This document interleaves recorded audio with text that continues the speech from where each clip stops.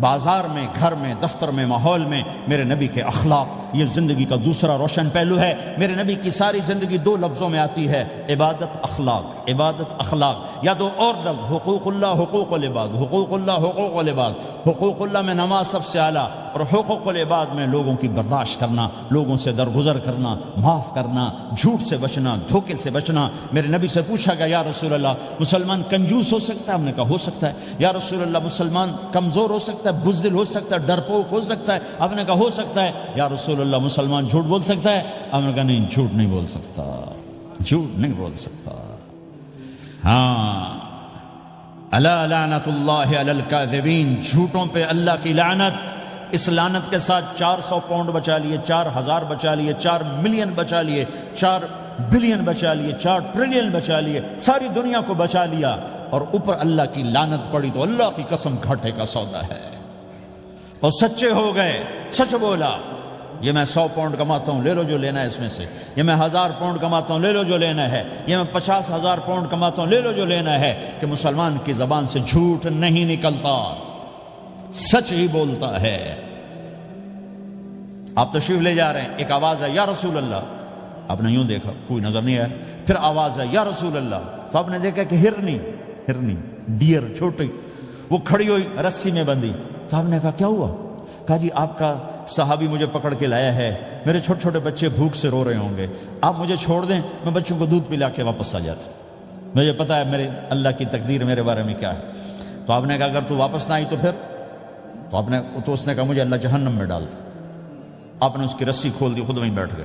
اس نے دوڑ لگائی اور پہاڑوں میں گم ہو کے، تھوڑی دیر کے بعد وہ دوڑتی ہوئی آئی اور آ کے سر یا رسول اللہ میں حاضر ہو جاؤں۔ تو آپ نے اس کو باندھ کے وہیں آپ بیٹھ گئے نہیں۔ دیر کے بعد وہ صحابی آئے جنہوں نے اس کو شکار کیا تھا، پکڑا تھا، تو کہنے لگے، ان کا یا رسول اللہ آپ یہاں کیسے؟ کہ میں ایک درخواست لے کر آیا ہوں۔ کہ کیا؟ کہ یہ ہرنی مجھے ہدیہ کر دو۔ کہ یا رسول اللہ سب کچھ آپ کا ہے، کہ بس یہ ہدیہ کر دو۔ یا رسول اللہ حاضر۔ تو آپ نے اس کو لے کر رسی اس کی گردن سے نکالی، کہ جا بچی اپنے بچوں کے پاس جا کے خوشی منا، سچ نجات دیتا ہے اور جھوٹ ہلاک کرتا ہے۔ ایک ہرنی جان کی بازی کھیل گئی سچ بولنے کے لیے، تم چند پونڈوں پہ جھوٹ بولتے ہو، ایمان کو برباد کر کے رکھ دیتے ہو۔ مسلمان جھوٹ نہیں بولتا، مسلمان دھوکہ نہیں دیتا،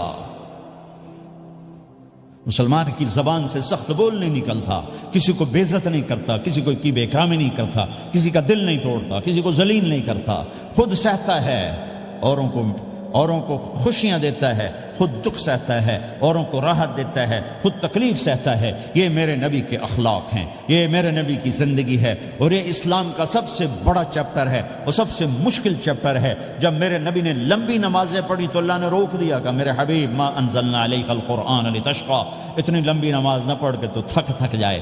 میرے نبی نے تبلیغ میں زور دکھایا تو اللہ نے روک دیا، فلتذهب نفسك علیہم حسرات، میرے نبی اتنا غم نہ کر کے آپ خود ہی آہیں بھرتے بھرتے آپ مر جائیں۔ میرے نبی نے مال سارا خرچ کیا، اللہ نے اس سے بھی روک دیا، ولا تبسطها كل البسط فتقعد ملوما محسورا، اتنا خرچ نہ کریں کہ آپ خود پھر دکھی ہو کے بیٹھ جائیں۔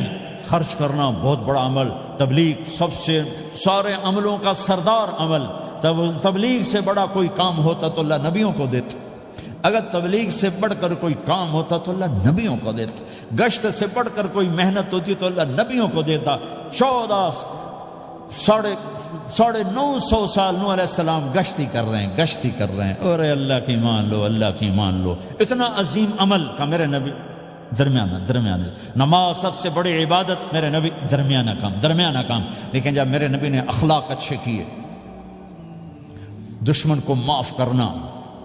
لیکن ایک آدمی آپ سوئے ہوئے تھے، آپ کی تلوار لٹکی تھی، ایک آدمی آیا، اس نے آپ کی تلوار اتاری اور یوں ہماری پسلی میں، آپ اٹھ کے بیٹھ گئے۔ اب وہ قتل کے ارادے کے لیے آ چکا ہے اور تلوار یہاں ہے، کہتا من یمنعک منی، اب بول تمہیں کون بچائے گا؟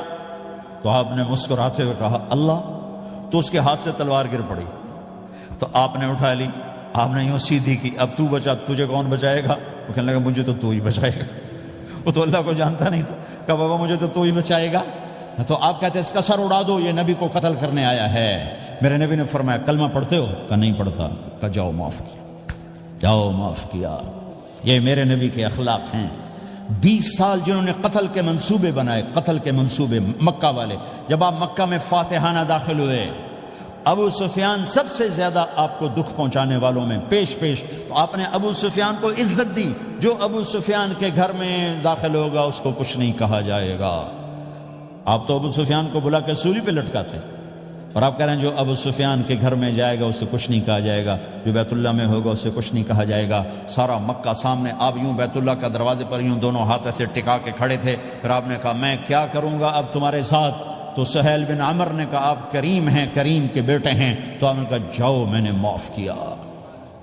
یہ اخلاق آج مٹ چکے ہیں، مردوں سے، عورتوں سے، علم والوں سے، خانقاہ والوں سے، تبلیغ والوں سے، سب زیرو ہوئے پڑے ہیں۔ جب تک یہ اخلاق زندہ نہیں ہوتے اسلامی زندگی قائم نہیں ہو سکتی، اسلامی معاشرت قائم نہیں ہو سکتی۔ اور دین دو چیزوں سے آگے پھیلتا ہے، ایک دعوت اور ایک اخلاق۔ دعوت اور اخلاق، دعوت اور اخلاق۔ دعوت نہیں ہوگی تو اخلاق وہیں پڑے رہ جائیں۔